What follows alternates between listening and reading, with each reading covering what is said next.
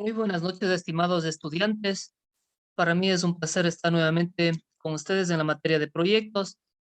Esta es una eh, exposición adicional, ¿no? Porque parece que la anterior no se pudo grabar o no sé qué problema hubo. Pero, sin embargo, de mi parte no hay ningún problema. Vamos a exponer la clase del día de hoy, ¿no es cierto? Probemos el micrófono, ¿sí? Está muy bien, ¿no es cierto? Entonces vamos avanzando, ¿no? Vamos a compartir pantalla.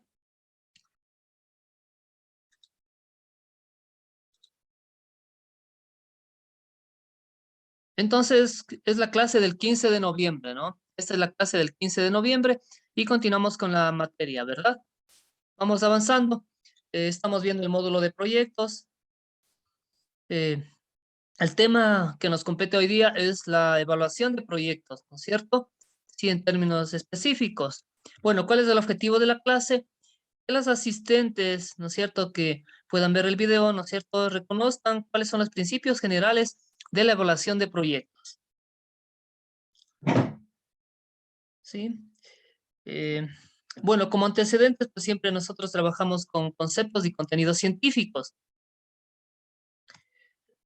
Antes de poder continuar, nunca nos olvidemos, por favor, las partes de un proyecto, ¿sí? Que es el diagnóstico en primera instancia, y que para esto, recordemos, existen varias metodologías para poder elaborar un diagnóstico. Luego tenemos el estudio de mercado, ¿no es cierto? Una vez que hemos determinado claramente el problema, el diagnóstico, pasamos al estudio de mercado. Una vez realizado el estudio de mercado y determinada la demanda insatisfecha, se pasa al estudio técnico, ¿verdad? Y luego de eso se continúa con el estudio económico financiero. Una vez terminado el cuarto punto del estudio económico financiero, se pasa a la parte final de un proyecto, ¿no? Que es la evaluación del mismo, ¿no es cierto? En sus diferentes etapas y connotaciones, ¿sí? Previo a esto, ¿no es cierto? Hagamos una retroalimentación de la clase anterior, que es muy importante, ¿verdad? Para poder continuar con la temática. Recordemos los temas relacionados a los costos totales y a los ingresos económicos de un emprendimiento, ¿no es cierto? Los ingresos económicos, la forma más lógica de obtener los ingresos económicos es a través de la siguiente ecuación, ¿no es cierto? Multiplicando la cantidad vendida de bienes y servicios por el precio de venta al público, ¿no es cierto? Es una fórmula muy sencilla. Una vez que tenemos bien claro esto, continuamos con la temática de los costos totales de producción, ¿sí? A través de los costos fijos y variables, ¿sí? Para eso recordemos qué son los costos fijos y qué son los costos variables y su estrecha relación con el punto de equilibrio.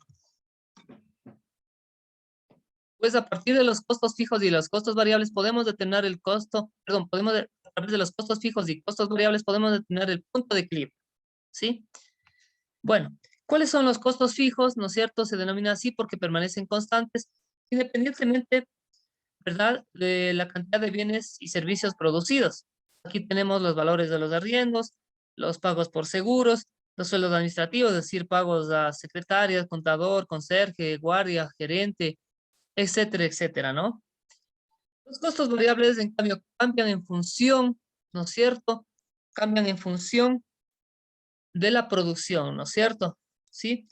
Si esta, perdón, si esta producción, ¿verdad?, se incrementa, también cambiarán, ¿no es cierto?, los costos variables. Al contrario, si disminuye la producción, ¿verdad?, también disminuyen los costos variables. Ejemplos de costos variables tenemos la materia prima, la mano de obra directa, los materiales indirectos. Un ejemplo de costos fijos y costos variables lo podemos ver en el siguiente cuadro, ¿no es cierto? Muy fácil. Tenemos aquí el producto al lado izquierdo, tenemos la cantidad a producirse. Ustedes ven que va cambiando, ¿no? De 100 a 200, 300, 400, 500, 600, 700. Tenemos los costos fijos, ejemplo, ¿no?, del pago de un arriendo. Tenemos los costos fijos, ¿verdad?, del pago a la cajera, es a medio tiempo, ¿verdad? Y tenemos, ¿no es cierto?, ya los costos variables por este lado de acá, del lado derecho. Del pan, ¿no es cierto?, que va cambiando de 40 a 80, 120, 160, 200, 240, 280.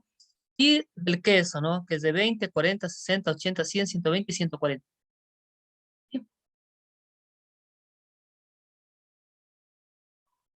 Igualmente tenemos el costo variable de la mano de obra directa, ¿no? Que si bien inicialmente durante algunos meses, ¿no es cierto? Sí permanece constante, pero conforme va incrementándose la producción, también esta tiende a incrementar, ¿no? Entonces también se convierte en un costo variable. Vamos calculando ahora sí, ya, ¿no es cierto?, los costos totales de producción a través de los costos fijos y costos variables. Los costos totales de producción se obtienen a través de la suma de los costos fijos más los costos variables, ¿sí? Los costos totales, ¿no es cierto? No se olviden, se obtiene a través de la suma de los costos fijos y de los costos variables. La fórmula es esta, ¿no? Costos totales de producción es igual a CF más CB, donde CF son costos fijos más CB que son costos variables, ¿verdad? Tal y como se explica aquí. Una vez que podemos entender, ¿no es cierto?, el cálculo de los costos totales de producción a través de los costos fijos y costos variables, pasamos a la determinación del punto de equilibrio. ¿Qué será el punto de equilibrio? ¿No es cierto? Sí, es una gran incógnita, es una temática muy importante que incluso lo utilizan, ¿no es cierto?, en los ámbitos de gerencia general. El punto de equilibrio, como su nombre lo explica, ¿no es cierto?, es el momento en el cual los ingresos totales por ventas son iguales a los costos totales de producción. No nos olvidemos, el punto de equilibrio es el momento en el cual los ingresos totales por ventas son iguales a los costos totales de producción. Aquí, en este punto de equilibrio, ¿verdad?, los ingresos totales cubren los costos totales. Es decir, allí ni se gana ni se pierde, ¿no es cierto? Ni se gana ni se pierde. Aquí esquemáticamente, ¿no es cierto?, costos totales de producción es igual a los ingresos totales por ventas. Pongamos un caso, estamos aquí en esta igualdad, ¿no es cierto?, y que los costos totales son 100 y los ingresos totales por ventas son 100. Entonces aquí hay el equilibrio, ¿no? Ni se gana ni se pierde. Si ponemos el ejemplo que es de 100, ¿no es cierto? Si subimos $1 más, ¿no es cierto?, a la cantidad de 101, aquí ya existe una ganancia, ¿sí? Pero en el caso contrario, si tenemos el punto de equilibrio es 100 y tenemos aquí, ¿no es cierto?, la cantidad de 99, aquí está perdiendo, ¿no es cierto? Es decir, para arriba se gana y para abajo se pierde. Dentro de la determinación del punto de equilibrio podemos indicar que existen algunos tipos, ¿no?, de puntos de equilibrio, ¿sí? El punto de equilibrio monetario, también conocido como punto de equilibrio financiero, punto de equilibrio contable, ¿sí? Segundo, el punto de equilibrio en unidades. Y tercero, el punto de equilibrio de liquidez. El punto de equilibrio monetario, ¿no es cierto? ¿Cuál es la fórmula para poder calcular el punto de equilibrio monetario, o también llamado contable o financiero, ¿verdad? Es igual a costos fijos dividido todo para 1 menos costos variables dividido para ventas, ¿sí? Ahora, el punto de equilibrio tiene su razón de ser, ¿no es cierto?, en el presupuesto que realiza la empresa, ¿verdad? Porque a través de este presupuesto se tiene una perspectiva de ganancia financiera y, en definitiva, de obtener un alto margen de contribución, ¿no es cierto? ¿Qué es este margen de contribución? ¿No es cierto? Son los primeros beneficios o ganancias que tiene la empresa sin considerar los costos fijos. Matemáticamente, el margen de contribución se lo obtiene de la siguiente manera. Margen de contribución es igual a ventas totales menos costos variables. Repetimos, ¿no es cierto? Dentro de la fórmula del cálculo del punto de equilibrio monetario tenemos que este es igual a costos fijos dividido todo para 1 menos costos variables dividido para ventas, ¿sí? Esta parte de abajo del denominador, ¿no es cierto? Esta parte de abajo del denominador de esta fórmula, ¿no es cierto?, se le conoce como razón de margen de contribución, ¿sí? No nos olvidemos, esta partecita, ¿verdad?, de abajo del denominador, ¿no es cierto?, que se encuentra dentro de la fórmula del cálculo del punto de equilibrio monetario, sí, se le conoce como margen de contribución. Luego, una vez que hemos calculado el punto de equilibrio monetario o financiero o contable, pasamos a determinar, ¿no es cierto?, el punto de equilibrio en unidades, ¿sí? Esa es la segunda fórmula para poder calcular el punto de equilibrio, ¿verdad? Esta segunda forma de calcular el punto de equilibrio es a través de las unidades mínimas que debemos producir para ni ganar ni perder. Entonces, esto será el punto de equilibrio en unidades. Para determinar la fórmula nos permita calcular el dicho punto de equilibrio, debemos partir del hecho de que independientemente de lo que se produzca, los costos fijos siempre serán iguales, por lo menos en un año contable. Por eso es que son justamente costos fijos, ¿no es cierto? No cambian. La fórmula para poder calcular el punto de equilibrio en unidades es igual a costos fijos dividido para el precio de venta al público menos el costo variable unitario, ¿sí? Ahora, aquí, ¿cómo determinamos el precio de venta al público y cómo determinamos el costo variable unitario? ¿No es cierto? Sería la pregunta. Y también hay que entender que esta parte de abajo, ¿no es cierto? Sí, del denominador, ¿verdad? Es decir, la diferencia entre el precio de venta al público menos el costo variable unitario se denomina margen de contribución. Bueno, la fórmula anterior, ¿no es cierto?, es una manera de poder calcular el punto de equilibrio en unidades, pero también existe otra forma de poder determinar el punto de equilibrio a través eh, del punto de equilibrio monetario, ¿no es cierto? Y es igual a lo siguiente. Punto de equilibrio en unidades es igual al punto de equilibrio monetario dividido por el precio de venta al público. ¿Ya? Hasta aquí una pequeña retroalimentación, ¿no es cierto?, que resultó muy importante, ¿verdad? Y luego ahora sí pasamos ya a la temática específica de la evaluación de proyectos que nos permite de alguna manera, ¿no es cierto?, continuar adecuadamente esta exposición. Bueno, la evaluación de proyectos, ¿sí? La evaluación de proyectos en términos generales, ¿no es cierto?, cuando se habla de evaluación de proyectos, hay que entenderla, ¿no es cierto?, que esta debe ser una evaluación integral, ¿no es cierto? Sí, una evaluación integral. No solamente desde el punto de vista financiero. La evaluación integral de proyectos conlleva tres aspectos, ¿no es cierto? Primero, la evaluación financiera. Segundo, la evaluación económico-social. Y tercero, la evaluación del impacto ambiental. Hoy en día, en la práctica, hay que entender esto, que hoy en día en la práctica, si es que se hace un proyecto industrial, un proyecto de hostería, un proyecto de carretera, un proyecto de puente, un proyecto de construcción de una empresa agroindustrial, un proyecto de construcción de una refinería, un proyecto de construcción de una minería, etcétera, etcétera, siempre hay que elaborar los tres componentes de la evaluación de proyectos, que son la evaluación financiera, segundo, la evaluación económico-social y tercero, la evaluación del impacto ambiental. Considerando que si no se cumplen algunos de estos aspectos, no se otorgará el permiso correspondiente para ejecutar el proyecto o el emprendimiento que se quiera hacer. Sin embargo, desde la evaluación de proyectos de inversión, ¿no es cierto?, nosotros debemos entender que esta lleva implícita varias connotaciones, ¿no es cierto? Específicamente desde el punto de vista del inversionista, que es el que pone el dinero para realizar la empresa. Eso debemos tener bien claros, ¿no? Esas connotaciones deben tomarse en cuenta principalmente desde el punto de vista del inversionista, ¿sí? Como hemos dicho, ¿no es cierto? Estas connotaciones pueden tener signos emocionales, pueden tener, qué sé yo, aspiraciones financieras y de lucro, y también, ¿no es cierto?, deben llevar implícitas situaciones hasta humanas, ¿no? Pongámonos un caso muy, muy ilustrativo, ¿no es cierto? Usted, como empresario o como inversionista, ¿no es cierto?, tiene unos 20 millones de dólares y va a invertir ese dinero, ¿no es cierto? Ya tiene bien claro en qué va a invertir, ¿no es cierto? Póngase en la camisa de este señor, ¿no es cierto? Va a invertir 20 millones de dólares. Entonces, piense cómo se sentirá este señor, ¿no es cierto? Antes de empezar a invertir esa gran cantidad de dinero, ¿no es cierto? Sí.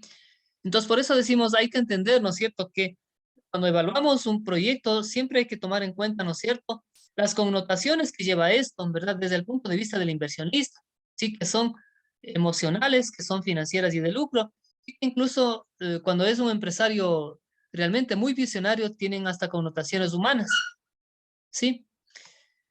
Especialmente cuando trabajamos con la parte, ¿no es cierto?, que nos conlleva esta clase, ¿no es cierto?, desde el punto de vista financiero y de lucro, se trabaja con indicadores. Al inversionista, al empresario, ¿no es cierto?, le interesa conocer claramente, ¿no es cierto?, los indicadores, ¿verdad? Los indicadores, especialmente indicadores financieros, ¿sí? Ahora, ¿cómo se logra determinar estos indicadores? Precisamente es a través de los métodos de evaluación. Los métodos de evaluación le dan una directriz al inversionista, al empresario, a través de indicadores para poder tener claro, ¿no es cierto?, cómo va a ser su proyecto en el presente, en el futuro, ¿verdad? Estos métodos de evaluación, como hemos dicho, ¿no es cierto?, se dividen en algunos tipos, ¿no? En algunas clasificaciones. Primero, ¿no es cierto?, considerando el valor del dinero en el tiempo. Para esto se utilizan algunos indicadores financieros, ¿no es cierto? El BAM, que es el valor actualizado neto, el TIR, que es la tasa interna de retorno, BC, que es la relación beneficio-costo, ¿sí? El periodo de recuperación del capital, etcétera, etcétera. No son los únicos, ¿no? Hay otros más. Y segundo, realizar una evaluación considerando no el valor del dinero en el tiempo. Entonces, aquí se trabaja con razones financieras. Entonces, como pueden ver ustedes, ¿no es cierto? Sí, los métodos de evaluación, ¿no es cierto?, llevan implícitos algunos aspectos, ¿no?, que hay que considerarlos, que hay que tomarlos en cuenta para poder, ¿no es cierto?, entender claramente si es que yo como inversionista estoy muy convencido de que quiero invertir, ¿no es cierto?, en tal o cual proyecto, ¿sí? Repetimos, ¿no es cierto? Los métodos de evaluación, en este caso, desde el punto de vista, ¿no es cierto?, del inversionista, del empresario, ¿verdad?, ¿sí?, tienen algunas clasificaciones, ¿no es cierto? ¿Sí? Estos métodos de evaluación, ¿no es cierto?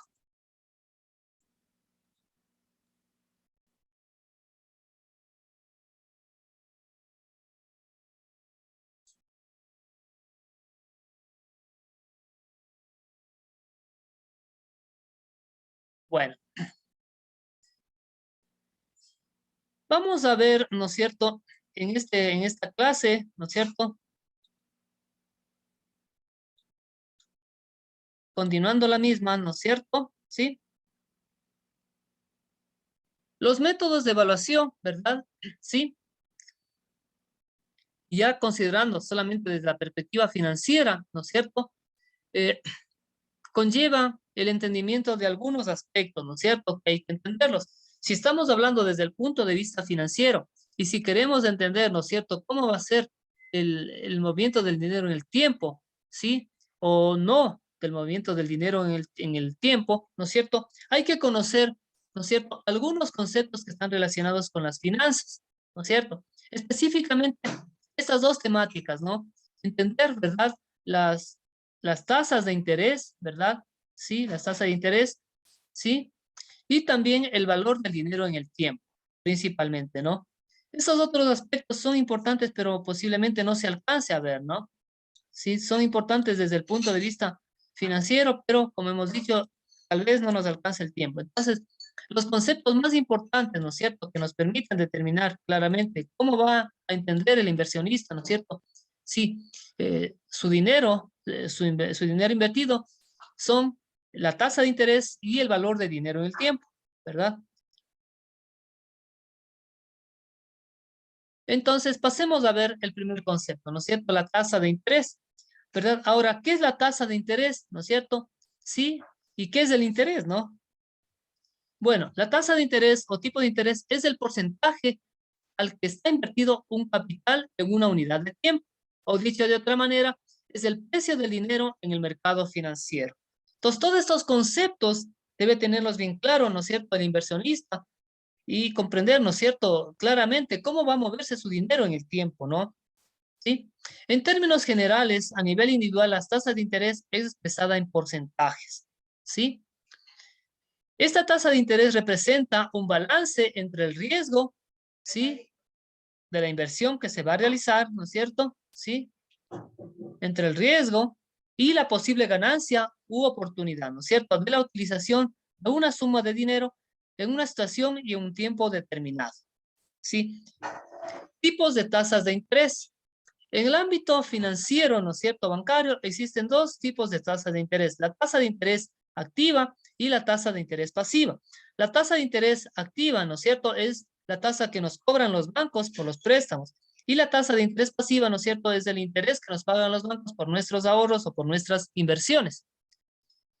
Otra clasificación de las tasas de interés, ¿no es cierto?, es de la siguiente manera, ¿no es cierto?, es dividir las tasas de interés, ¿verdad?, de interés simple y en interés compuesto, ¿no es cierto? De alguna manera, ¿sí? Entre otros aspectos, ¿no es cierto? Bueno, la tasa de interés simple, que es lo que nos compete, ¿no es cierto? La tasa de interés simple se la obtiene, ¿no es cierto? Sí, de la siguiente manera. Y a esta tasa de interés simple se la llama también, sí, tasa de interés comercial, ¿no es cierto? Tasa de interés simple comercial. Es la llamada tasa de interés simple comercial, ¿no es cierto? Se obtiene a través de la siguiente fórmula, ¿no es cierto? Sí. Interés simple es igual a capital invertido por el tiempo por la tasa de interés, ¿sí? Como hemos dicho, ¿no? Interés ganado, C es igual a capital invertido, T es igual a tiempo y es la tasa de interés a la que fue invertido el capital, ¿no es cierto? Hay que entender los siguientes parámetros, ¿no? Para tomar en cuenta el cálculo del interés simple. Primero, C, que es el capital invertido durante el tiempo de la transacción, ¿no es cierto?, permanece constante. Segundo, las variables T y porcentaje, ¿no es cierto?, es decir, tiempo y tasa de interés, el momento de cálculo tienen que ser transformadas a una misma categoría, es decir, sean en meses, años o días.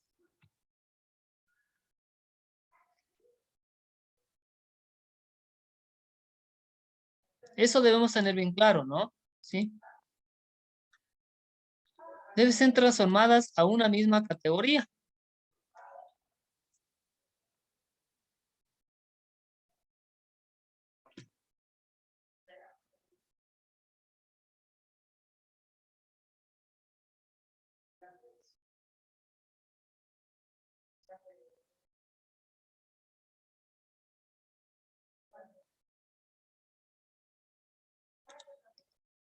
Bueno, vamos avanzando, ¿no? Dentro del cálculo del interés, ¿no es cierto? También podemos determinar el monto de interés con interés simple, ¿no es cierto? Sí. Entonces, este monto final, ¿no es cierto? Se puede obtenerlo a través de la siguiente fórmula, ¿no? Monto final, ¿no es cierto? Con interés simple es igual, ¿sí? A capital invertido más el interés obtenido. Pero recordemos que el interés obtenido, ¿no es cierto?, es igual a capital invertido por el tiempo por la tasa de interés. Entonces, este valor, ¿no es cierto?, que representa la fórmula en color verde, ¿no es cierto?, le reemplazamos, ¿no es cierto?, aquí, ¿no es cierto?, en esta fórmula del monto final con interés simple, ¿sí? Y obtenemos que el monto, ¿no es cierto?, final con interés simple es igual a capital que multiplica a 1 más, ¿no es cierto?, la multiplicación del tiempo por la tasa de interés, ¿no es cierto? Bueno, esto hasta aquí, ¿no es cierto?, el interés simple, ¿no? Pero generalmente en los negocios, ¿verdad? En los negocios se trabaja con el interés compuesto, ¿no es cierto? ¿Sí? Generalmente en los negocios y transacciones comerciales de crédito, sí se puede trabajar de dos formas, ¿no es cierto? Con el interés simple, donde el capital invertido permanece constante, y con el interés compuesto, ¿no es cierto? Con el interés compuesto, a intervalos de tiempo establecidos, el interés ganado es agregado al capital, ¿verdad? En este caso se dice que el interés es capitalizable o convertido al capital. En consecuencia, también gana interés, ¿sí? Es decir, el capital aumenta periódicamente. Y el interés convertido al capital también gana y aumenta durante el periodo de la transacción. En definitiva, la suma vencida u obtenida, ¿no es cierto?, al final de la transacción es conocida como monto compuesto, ¿sí? Y así, a diferencia, ¿no es cierto?, entre el monto compuesto y el capital original, ¿no es cierto?, sí se le conoce como interés compuesto. Es decir, la diferencia entre el monto compuesto y el capital original se le conoce como interés compuesto. No nos olvidemos, la diferencia entre el monto compuesto y el capital original se le conoce como interés compuesto. Fórmula inicial del interés compuesto, ¿sí? El interés compuesto es igual, como hemos dicho, al monto compuesto menos capital original. Ahora, indiquemos algunas características del interés compuesto, ¿no es cierto? Sí, este interés compuesto tiene algunas características que son muy especiales. Primero, es la base de muchas operaciones comerciales. Generalmente, el interés compuesto se utiliza en la mayoría de transacciones comerciales que realizan los bancos, cooperativas, casas comerciales, sí, casas de crédito, etcétera, financieras, etcétera, etcétera, ¿no es cierto? Sí. Segundo, una tasa anual puede ser capitalizada en forma continua, es decir, diaria, semanal, mensual, trimestral, cuatrimestral, semestral, anual, etcétera, ¿no es cierto? Tercero, en el mercado financiero es usual pagar el interés y sobre el capital inicial, ¿sí? Cuarto, se calcula sobre el monto que hay al final de cada periodo de capitalización. La fórmula para poder calcular el monto a interés compuesto es la siguiente, ¿no es cierto? Monto es igual a capital invertido inicialmente que multiplica, ¿no es cierto? Paréntesis, 1 más tasa porcentual, ¿no es cierto? Cierra paréntesis, elevado, ¿no es cierto?, a n periodos. N es n periodos, ¿no? ¿Sí? Repetimos. La fórmula para poder calcular el monto de interés compuesto es esta, ¿no? ¿Sí? Monto es igual a capital invertido, ¿sí? Paréntesis, ¿verdad? 1 más tasa de interés, cierra paréntesis, elevado a n periodos, ¿no es cierto? Bueno, esta partecita, ¿no es cierto?, que multiplica el capital invertido, es decir, 1 más i elevado al exponente, ¿no es cierto?, a n, ¿verdad? Se le conoce como factor de actualización, ¿sí? Se le conoce como factor de actualización. Esta partecita, ¿no es cierto?, aquí posiblemente deberemos marcarle, ¿no?, para poder entenderle un poco más claro, ¿no es cierto?, esta partecita, ¿sí? Le estamos marcando con rojo, ¿no es cierto?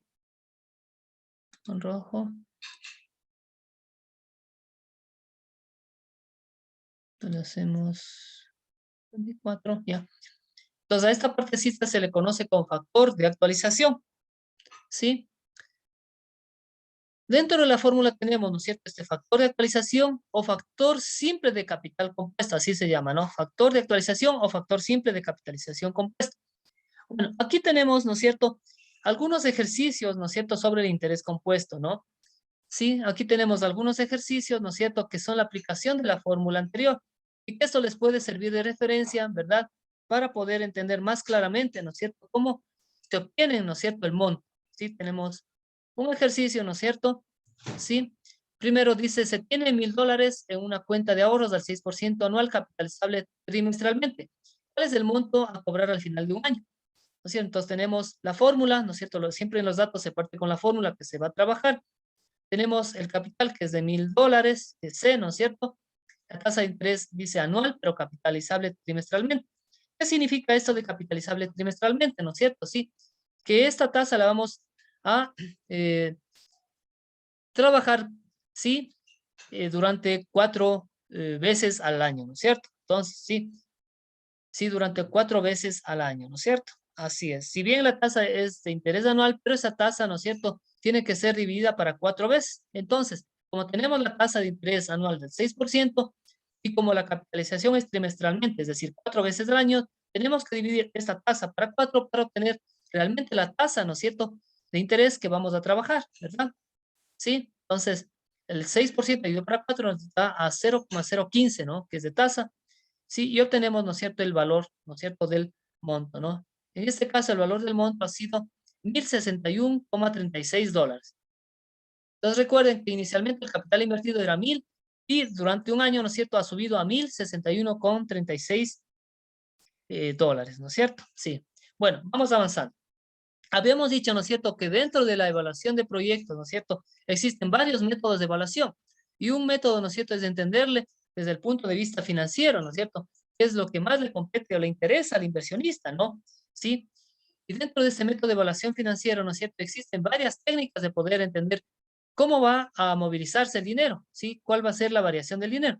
Hemos visto ya la tasa de interés y ahora pasemos a ver, ¿no es cierto?, sí, el valor del dinero en el tiempo, ¿sí? El valor del dinero en el tiempo, ¿verdad? Bueno, que es el segundo aspecto, ¿no es cierto?, que nos permite ver cómo va a moverse el dinero invertido en determinado tiempo, ¿no es cierto? ¿Cómo va a variar o cómo va a cambiar? Este es un aspecto de finanzas, ¿no? Recordemos que la materia de proyectos lleva involucrada algunas materias, ¿no es cierto? La economía, la macroeconomía, la microeconomía, el marketing, la investigación de mercados, la matemática financiera, las finanzas de negocios o el análisis financiero, ¿no es cierto? La parte técnica y operativa, ¿no?, que es la ingeniería y el layout, ¿no es cierto? Sí, la parte de estructura organizativa y legal, es decir, la parte jurídica, etcétera, etcétera. Entonces, como podemos ver aquí, esta parte del valor, el cálculo del valor del dinero en el tiempo, ¿no es cierto?, pertenece a las finanzas de negocios, ¿sí? Ahora, vamos avanzando un poquito en esta temática, ¿no? Si decimos que forma parte de las finanzas de negocio, ¿no es cierto? Hay que preguntarse, ¿para qué nos sirve el concepto del valor del dinero en el tiempo, ¿no es cierto? ¿Sí? ¿Para qué nos sirve el concepto del valor del dinero en el tiempo? ¿No es cierto? En este aspecto relacionado a la administración y a las finanzas en sí, ¿no es cierto? Ya. En el campo administrativo, ¿no es cierto? Nos permite entender el cálculo del valor del dinero en el tiempo, para así tomar decisiones de invertir o no en el sector productivo, empresarial, industrial, agroindustrial, en el cualesquiera que sea, ¿no es cierto? Desde el punto de vista de las finanzas, ¿no es cierto? Nosotros tenemos que entender, ¿no es cierto?, que los directores financieros tienen varias oportunidades de ganar dinero por sus inversiones, ¿sí? Pueden ser a través de la inversión en proyectos productivos o de inversión, o a través también de papeles, ¿no es cierto? ¿Sí?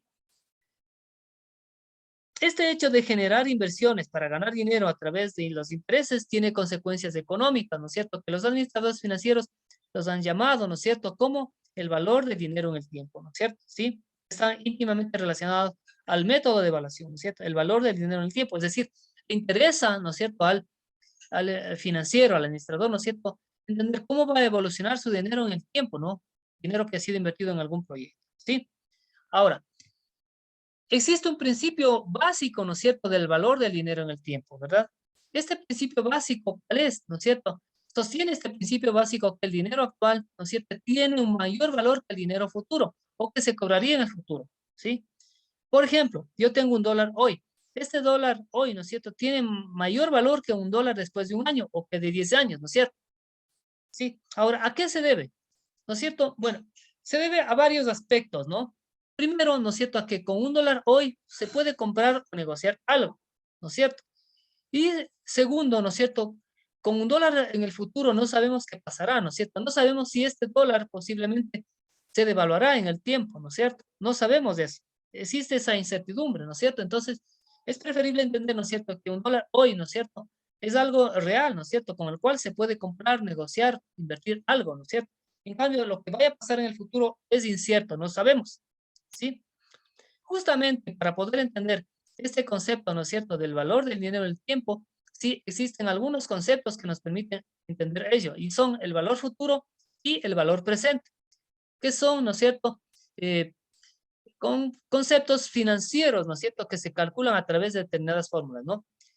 El valor del futuro, ¿no es cierto?, y el valor del presente de nuestro dinero, ¿no es cierto?, nos permiten entender que las decisiones financieras acerca de una inversión se pueden entender y aplicar en parte mediante los cálculos de los valores futuros y de los valores presentes, ¿no es cierto?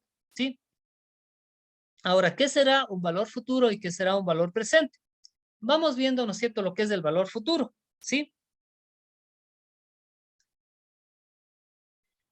Las técnicas de los valores futuros nos permiten medir los flujos de dinero en efectivo al final de la vida de un proyecto de inversión, ¿sí?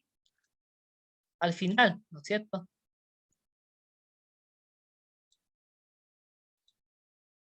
Repito, las técnicas de los valores futuros nos permiten medir los flujos de dinero en efectivo al final de la vida de un proyecto o de inversión, ¿verdad? Entonces, el valor futuro es el dinero en efectivo que usted recibirá como inversionista en una fecha futura, ¿no es cierto? Repetimos. Entonces, ¿verdad? El valor futuro es el dinero en efectivo que usted recibirá en una fecha futura. El valor presente, ¿no es cierto? Las técnicas del valor presente nos permiten medir los flujos de dinero en efectivo al inicio del proyecto, es decir, o sea, hoy, en el tiempo cero, hoy, ¿verdad? El valor presente es el dinero en efectivo que usted recibiría hoy. Es como tener el dinero en sus manos hoy, ¿cierto? Ejemplo gráfico, ¿no es cierto? A partir de una inversión de $10,000, ¿no es cierto? Tenemos a continuación, ¿no es cierto? Tenemos los 10,000 dólares, ¿no es cierto?, en el punto cero, ¿no? En el punto cero, ¿no es cierto? Aquí incluso está puesto con signo negativo. Ahora, ¿por qué generalmente se pone una inversión con signo negativo? Porque son egresos, ¿no es cierto?, salidas de dinero que va a realizar el inversionista, ¿sí? Entonces, este dinero vamos a ver cómo va a moverse, ¿no es cierto?, en el tiempo, perdón, ¿sí? En el tiempo, ¿no es cierto?, durante 5 años, ¿no es cierto? Hemos tenido la inversión, ¿verdad?, de $10,000 en el punto cero, y al primer año, ¿no es cierto?, cambia, ¿no es cierto?, a 3,000, luego en el año 2 a 5,000, luego a 4,000, luego a 3,000, luego a 2,000, ¿no es cierto? ¿Sí? Entonces, tenemos aquí con esta gráfica, ¿no es cierto?, lo que se denomina el flujo de efectivo de una inversión en el tiempo. ¿Sí? Resumen de la gráfica anterior, ¿sí? La gráfica anterior, ¿no es cierto?, es una línea en el tiempo que nos indica cómo va cambiando el valor del dinero en el tiempo, producto de una inversión, ¿sí? Igualmente podemos ver la gráfica, ¿no es cierto?, a través de la línea anterior, ¿no es cierto?, la gráfica de la capitalización y del descuento, ¿no es cierto?, a continuación, ¿sí? Esta misma gráfica anterior, esta misma línea anterior, ¿no es cierto?, que se refería al flujo de efectivo de una inversión en el tiempo, la podemos ver, ¿no es cierto?, ¿sí?, a través de la gráfica denominada, ¿no es cierto?, ¿sí?, de capitalización, de la gráfica de la capitalización, ¿no es cierto?, ¿sí?, a continuación, ¿no es cierto?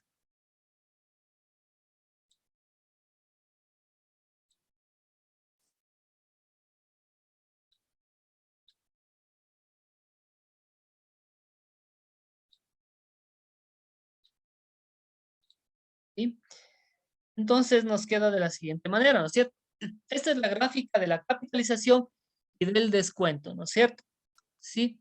Entonces igualmente tenemos la inversión de $10,000 con signo negativo en el punto cero. Luego tenemos, ¿no es cierto?, que va cambiando en el tiempo, ¿no?, durante 5 años.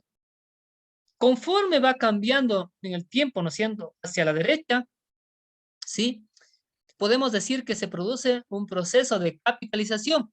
Este proceso de capitalización o de valor futuro. Pero si tenemos al revés, ¿no es cierto?, que desde el año 5, ¿no es cierto?, viene regresando al inicio, ¿no es cierto?, a este proceso se le denomina proceso de descuento o de valor presente o de obtención del valor presente, ¿no es cierto? Repetimos, esta gráfica nos indica, ¿no es cierto?, que tenemos al inicio, ¿no es cierto?, en el tiempo cero, una inversión de $10,000. ¿Y por qué es un egreso que tiene que realizar el inversionista? Lo ponemos con signo negativo, con color rojo. Si conforme avance en el tiempo, ¿no es cierto?, sí, del año 0 al año 1, 2, hasta el año 5, tenemos un proceso de capitalización o de determinación del valor futuro del dinero. Pero si partimos del año 5 al revés, regresando al inicio, ¿no es cierto?, tenemos un proceso de descuento, ¿sí?, o de obtención del dinero a través del valor presente. A esta gráfica se le conoce como gráfica de capitalización y de descuento. Gráfica de capitalización en la parte extrema superior, ¿no es cierto?, y de descuento en la parte inferior, ¿verdad? En resumen, la gráfica anterior, ¿no es cierto?, sí, es una línea del tiempo que nos muestra, ¿no es cierto?, la capitalización para encontrar el valor futuro y del descuento, ¿no es cierto?, sí, para encontrar, ¿verdad?, el valor presente de una inversión, ¿sí? Bueno, entonces vamos calculando el valor futuro, el valor presente y con esto terminamos, ¿no? La clase, ¿sí? Que nos ha permitido entender un poco más claramente, ¿no es cierto?, cómo entiende el inversionista, ¿no es cierto?, o qué métodos de evaluación utiliza, ¿no es cierto?, para conocer cómo va a ser su dinero en el tiempo. Bueno, cálculo del valor futuro. Sí. ¿Qué es el valor futuro? Es el valor de una cantidad presente invertida que se obtiene en una fecha futura, capitalizándose durante un tiempo. Aquí se aplica el interés compuesto, que es la cantidad de dólares que genera una inversión y que suma al capital inicial invertido. ¿Cuál es la fórmula para poder calcular el valor futuro? ¿No es cierto? Es la siguiente, ¿verdad?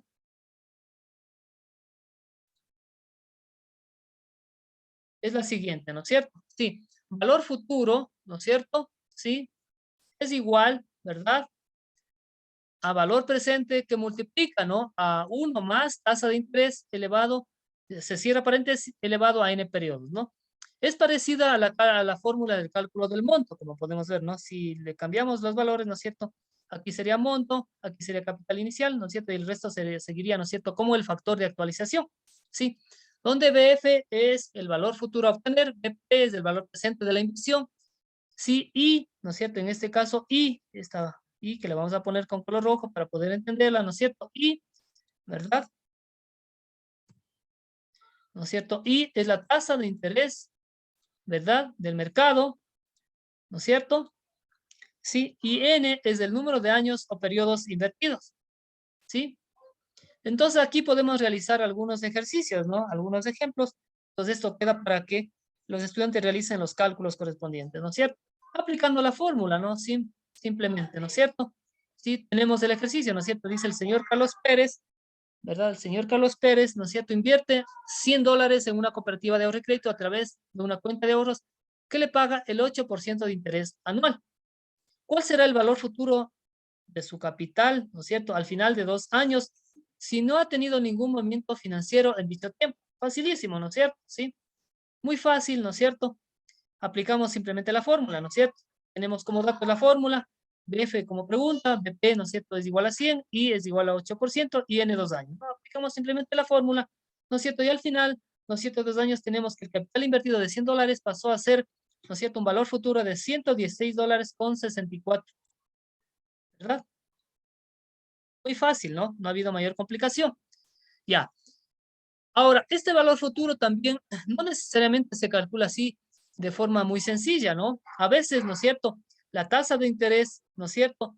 La tasa de interés que es anual, ¿no es cierto? Es convertible, ¿no es cierto? A diversos periodos, ¿no es cierto? Para eso existen otras formas de cálculo, ¿no? De obtención del valor futuro, ¿no es cierto? Y es una de estas fórmulas u otra forma, ¿no es cierto? Es a través de la tasa de reinversión, ¿no es cierto? Y para eso se utilizan los dos conceptos, ¿no es cierto? Valor futuro y tasa de reinversión de una cantidad única, ¿no es cierto? Sí. En las inversiones futuras se tiene varias opciones para trabajar, ¿no es cierto? Una de ellas es, ¿no es cierto?, a través del interés, ¿no es cierto?, que es interés simple anual, ¿no es cierto? Y otra es a través de la tasa de reinversión, ¿no es cierto? Ahora, ¿qué será la tasa de reinversión? ¿Verdad? Es la tasa de interés y la tasa de interés, ¿no es cierto?, a la cual puede reinvertirse el dinero recibido antes de finalizar el tiempo, ¿verdad? Para dicha inversión, ¿verdad? Repetimos, la tasa de reinversión es la tasa de interés a la cual puede reinvertirse el dinero recibido antes de finalizar el tiempo planificado de inversión, ¿no es cierto? El tiempo planificado de inversión, ¿sí?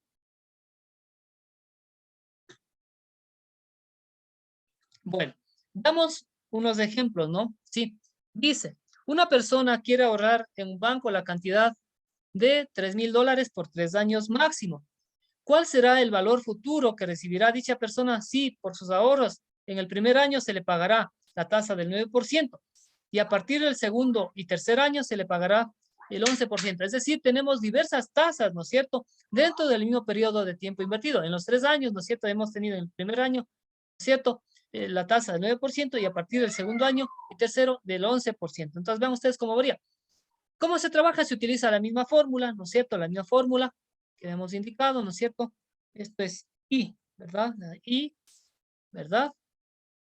Sí, veámosle a continuación. Acá también quiero ver cómo está la fórmula, ¿no es cierto? Siempre debe ser I, parece que hemos puesto con mayúscula, ¿no? Pero no es así, ¿verdad? Sí, ya.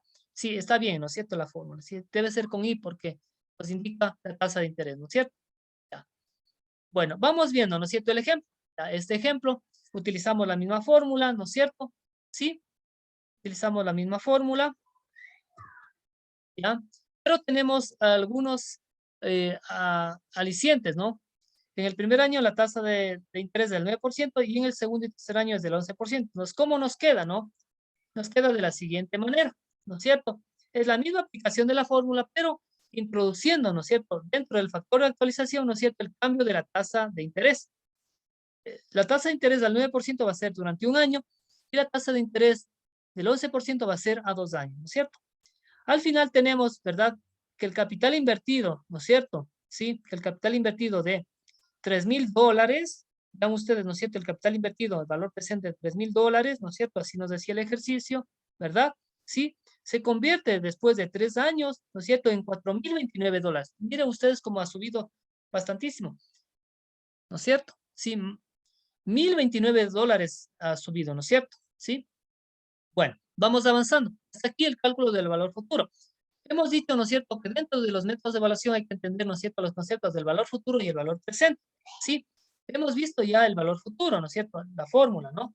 Sí. Ahora, existe un caso adicional, ¿no es cierto?, de capitalización del valor futuro, ¿no es cierto? Y eso se llama la frecuencia de capitalización del valor futuro, ¿sí? Ahora, ¿a qué se refiere, no es cierto? Que el valor futuro de una inversión no se calcula de una sola manera, como hemos dicho, ¿no es cierto? Generalmente los ahorros en depósitos, ¿no es cierto? ¿Sí? Y en los préstamos se trabaja con diversas tasas anuales y con capitalizaciones de forma anual. Sin embargo, no siempre es así, ¿verdad? Existe también, ¿no es cierto?, las capitalizaciones que son semestrales, cuatrimestrales, trimestrales, bimensuales, mensuales, semanales, e incluso hay algunas empresas financieras que trabajan hasta diariamente, ¿no es cierto? Para ello y para poder conocer el valor capitalizado futuro de una inversión, es lo que se utiliza, ¿no es cierto?, lo que se llama la tasa anual efectiva. ¿Sí? ¿Qué será la tasa anual efectiva, no es cierto? ¿Sí? Y la podemos ver a través de las siguientes tasas, ¿no? A través de esta tabla, ¿no es cierto? Esta imagen, ¿no es cierto? Y la forma, o sea, es decir, los valores que se utilizan, ¿no es cierto? Dependiendo de la frecuencia de capitalización. Si es anual, ¿no es cierto? Será una. Si es semestral, dos, y así sucesivamente. Si será diariamente, será 360 o 365 días, ¿no es cierto? La fórmula para poder calcular la tasa de interés efectiva es la siguiente, ¿no? Se le llama TIE, ¿no? Sí, TIE, ¿no es cierto? TIE es igual, ¿no es cierto?, a 1, ¿no es cierto?, más tasa de interés, ¿no es cierto?, para la frecuencia de capitalización, ¿sí? Cierra paréntesis, exponente a la frecuencia de capitalización menos 1, ¿no? ¿Sí? TIE es la tasa de interés anual efectiva, ¿sí? Y la tasa de interés anual, M la frecuencia de capitalización, ¿no es cierto? Entonces habrá que multiplicarse por el número de años y uno es el valor constante, ¿no? Entonces, si queremos calcular el valor futuro de una frecuencia, ¿sí? Perdón, de una inversión con frecuencia de capitalización diferente al anual, aplicamos la fórmula del valor futuro, pero con la siguiente eh, condicionante, ¿no es cierto? Cambiada la tasa de interés por la anual efectiva, ¿no es cierto? ¿Sí? La fórmula de cálculo futuro es la que está encima, ¿no es cierto? En la parte superior, ¿no es cierto? Y le cambiamos por la siguiente, ¿no es cierto? En vez de ponerle la I, le ponemos la TIE, ¿no? El valor que corresponda, ¿verdad? Y se calcula, ¿no es cierto? ¿Sí? Entonces aquí tenemos un ejercicio, ¿no es cierto? ¿Sí? Entonces lo primero que nos pide es cuál es la TIE, ¿no es cierto? Tenemos que calcular la TIE, ¿no es cierto? Y esa TIE le reemplazamos en la fórmula, ¿no es cierto?, del cálculo del valor futuro, ¿sí? Y tenemos la respuesta, ¿no es cierto? ¿Sí? Bueno, y para finalizar la clase, ¿no es cierto?, tenemos que ver lo que es el valor presente, ¿no es cierto? Sí, habían dos aspectos que tomar en cuenta, ¿no es cierto? El valor futuro y el valor presente, ¿no es cierto? Ya hemos visto el valor futuro muy ampliamente y ahora veamos el valor presente, ¿no es cierto? El valor presente, también llamado valor de descuento, ¿no es cierto? Sí. Bueno, las técnicas del valor presente nos permiten medir los flujos de dinero de efectivo al inicio, ¿sí? O sea, hoy, o sea, en el tiempo cero, ¿no es cierto? Repetimos, las técnicas del valor presente nos permiten medir los flujos de dinero en efectivo al inicio del proyecto, o sea, hoy, en el tiempo cero, ¿no es cierto? Sí. El valor presente es el dinero en efectivo que usted recibirá hoy. Es como tener el dinero en sus manos hoy, ¿sí? Bueno, para poder calcular el valor presente, ¿no es cierto?, nosotros trabajamos con una cantidad única en primera instancia, no necesariamente, pero el valor presente de una cantidad única es lo contrario del valor futuro, ¿sí? El valor presente nos indica la cantidad de dinero que hay que invertir hoy para tener una cierta cantidad de dinero en el futuro, ¿sí? Por obtener la fórmula del valor presente nos permitimos, ¿no es cierto?, remitirnos a la fórmula inicial del valor futuro, ¿no es cierto? A partir de esta fórmula nosotros podemos obtener, ¿cierto?, cómo calcular el valor presente, ¿sí? Y simplemente hacemos un despeje, ¿no? Hacemos un despeje de la fórmula general, ¿no es cierto? Y obtenemos la fórmula para poder calcular el valor presente. Pues valor presente es igual a valor futuro dividido para el factor de actualización, ¿no es cierto? ¿Qué sería? 1 más i elevado al exponente, ¿no es cierto? Que es los periodos de capitalización, ¿sí? Ya. Entonces tenemos aquí ejemplos, ¿no es cierto? Ejemplos muy sencillos, ¿verdad? Que nos permitirán, ¿no es cierto?, determinar, ¿no es cierto?, cómo se obtiene, ¿no es cierto? ¿Sí?